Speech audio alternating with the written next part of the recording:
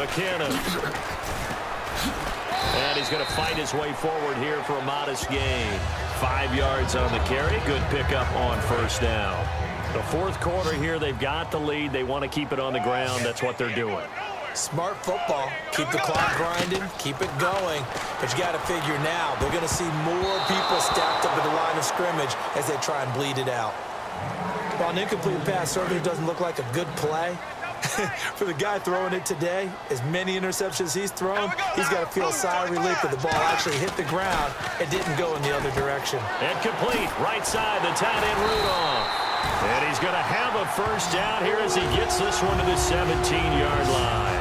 And that pickup of a first down, that's going to leave a mark because they really needed to stop them there, didn't they? Oh, so frustrating. Defensively, you're a play away from getting that football back here. Down late, tough.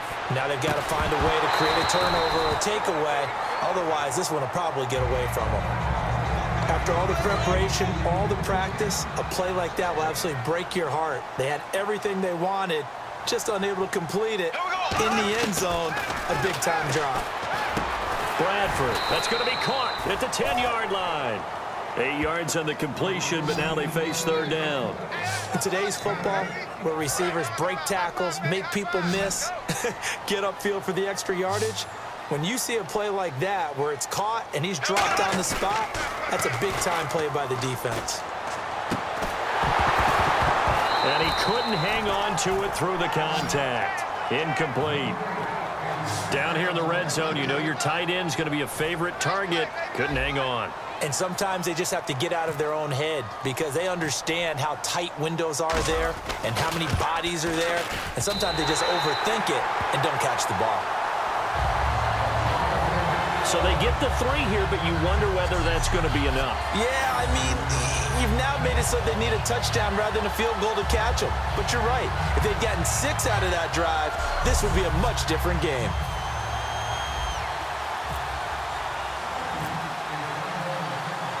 Forbat now to kick it away after the made field goal. This is fielded at the goal line. And he'll take this one near the 25, call it the 26-yard line. So here come the Lions now. And after the field goal last time, we'll see what they can get here. And at least they got points out of the last drive, Charles. I've never met an offensive coach that didn't want to drive to end with a kick. Most of them wanted to end with a PAT, right? In this case, a field goal, they'll take it way better than the alternative, which is a punt. Yeah, but you've met fan bases that wanted that, that weren't happy with that field goal. I haven't met a fan base yet that wants to drive to end with a kick other than the extra point. That's it. And at his size, he's a smaller back. You can get him to football. He can kind of get lost, make someone miss. It's good for him. Yeah, it's great for him. I like what you... And he's going to be intercepted a 3rd time. Picked off by Anderson Aho. And the return here will go to the 31-yard line. Well, that's 3 picks he's now thrown in this game. And I know this, the holiday season, because here we are in December. Right, it is the season of giving. Maybe for his own sake after the game, he may have to announce that he's donating certain amounts to charity for each interception that he threw. And he's going to find his man out of the backfield. That's complete. They call it a gain of 19, and it moves the chains. Getting late here in the 4th, and if this team has any chance to win this football game, their defense obviously needs a stop here. Bradford now from the 50. And he bats it away, and it falls down incomplete. Anytime a ball's thrown in the middle of the field and it's popped up in the air, I expect someone to catch. It doesn't matter whether it's offense or defense because there's usually a great amount of bodies in that part of the field. In this case, no one came up with it.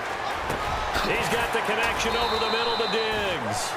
And he's brought down. They give him 13 yards there on the play and a fresh set of downs. So they're leading. They have possession of the football, and certainly this is where they just want to milk the clock. That was a nicely run slant route, and what the receiver's trying to do is make the defender think he's going upfield for a deeper route and then breaks it off, usually after about 3 to 4 steps, and cuts towards the middle of the field. And now what he's trying to do is use his body to keep the defender away from the football and give the quarterback a really nice target. So the Vikings in possession of the football as we get you reset. They've got a second down now as they search for a way to get this one to the finish line. Here's Bradford. And incomplete there. A nice hit. Jars the ball free and brings up third down. So a ways to go here on 3rd and 10. And that drop will cause a little bit of angst for the play caller because you know they've worked all week game planning and flexing the tight end out and making him a matchup issue for the defense. They had what they wanted, and he drops the ball. Yeah, just couldn't hang on to the slant. Normally, he's pretty reliable. Usually catches what's thrown to him. On that play, he simply dropped it.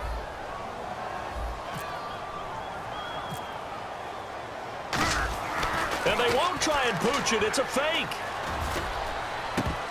And this is incomplete. A huge gamble, and it does not pay off.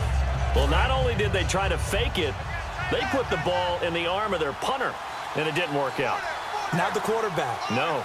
The punter. Yeah. Yeah. Risky. It is so funny because when it works, genius. When it doesn't work, not so smart. Not so genius. In this case, not so genius, but I do admire that he went for it. Touchdown, Detroit. Golden Tate, 62 yards. And the Lions have taken the lead here in the 4th quarter. And touchdown, and congratulations, and zero relaxation ahead of them, right? Way too much time on the clock for them to start celebrating. Yeah, part 1 is done, but now on the sideline, you can already see them scrambling down there. They're getting those defensive guys ready. Yes, you have to get those guys ready, and you also have to talk to your special teams guys. Make sure the kickoff is exactly what you want and cover it well. And he'll take this up past the 20 and down at the 22-yard line.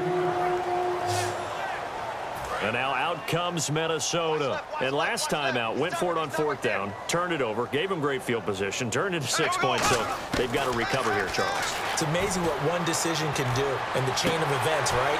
The decision to go for it on 4th down. Caused all of that. It caused every bit of it, but it showed confidence. Hey, I've got confidence in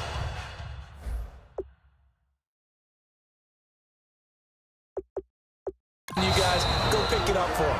Didn't happen. Also showed confidence in the defense. They didn't pick up their end of the bargain, so now they've got to come back out and start over and rebuild that confidence.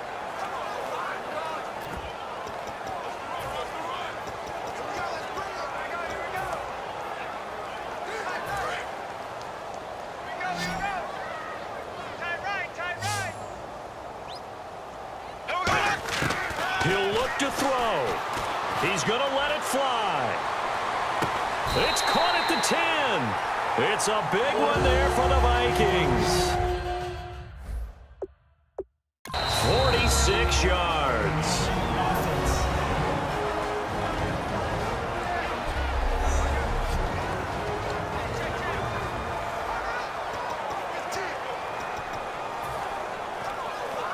Red zone opportunity. And on the outside, they're playing press coverage.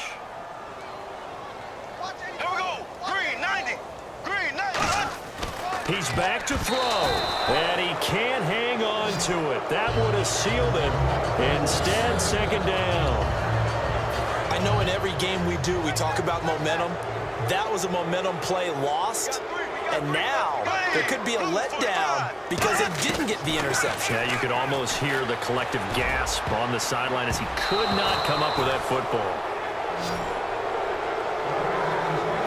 Defenders get tired of hearing about their lack of hands and why they're playing defense instead of offense, but in this situation, it was the hands that made the play. Batting the ball away on an attempted touchdown pass, excellent job, way to knock it down. And nearly intercepted there. That would have been ball game if he had clinched it and caught it. Instead, it gives him one more chance here on 4th down. Not only did they drop what looked like an interception in the end zone, they blew a golden opportunity to shift the momentum. And Forbath will put this one through, and that will tie this game here in the final minute of play. So now then, it's a big kick there to get this game back to even. Now the worry is, did you leave too much time on the clock? Because another field goal could still do you in. Brandon, we're going to see right here. I would expect that after the kickoff, this offense is going to come out throwing. So those first few plays are going to be the key. And he'll take this across the 25, couple extra yards, up to the 27-yard line. Here comes Matthew Stafford now to lead his offense back out there.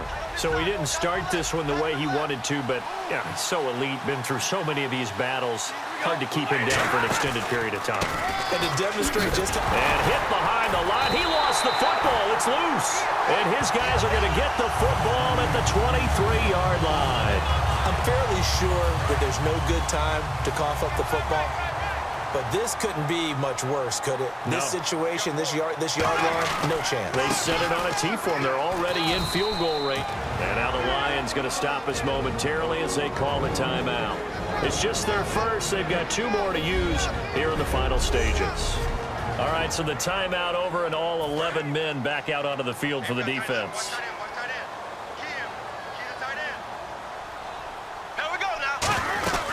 Here again is McKinnon. And he's going to lose. And we're going to get another timeout called by the Lions. The defense, they got a little bit of a breather. Now they're back and set as we resume play. And the Lions going with an extra DB here on 3rd down. And he'll be taken down near the 20 at the 21. Now hang on here. Timeout called by the defense.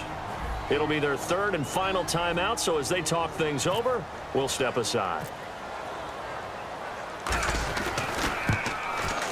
And Forbath will put this one through, and the sideline celebrates as they have taken the lead in the final minute.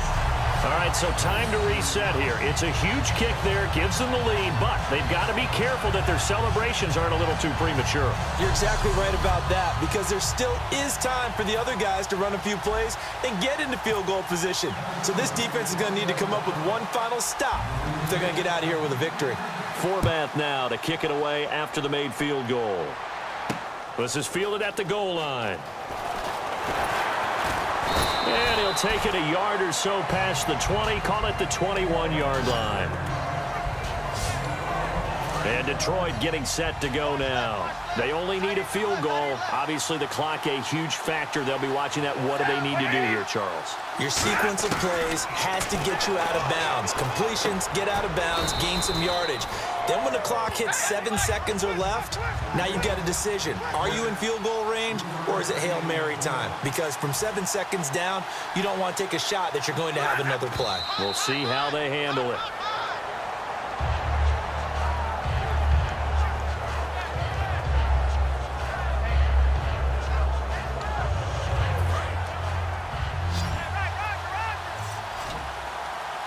So 3rd and 7 and an extra defensive back on the field here. Definitely want to play coverage here. Back to throw. It's brought in by Bolden. And he'll be taken down, but not before he gets into enemy territory. Well, going into the final play of this game, they knew that they needed some type of a miracle there at the very end, but they couldn't get it done. However, we were treated to really a spectacular affair. Even though they didn't finish it off, you're exactly right. They took us down to the last play. We're still, you're wondering, could it happen? Possibly, even though we both knew it was a long shot.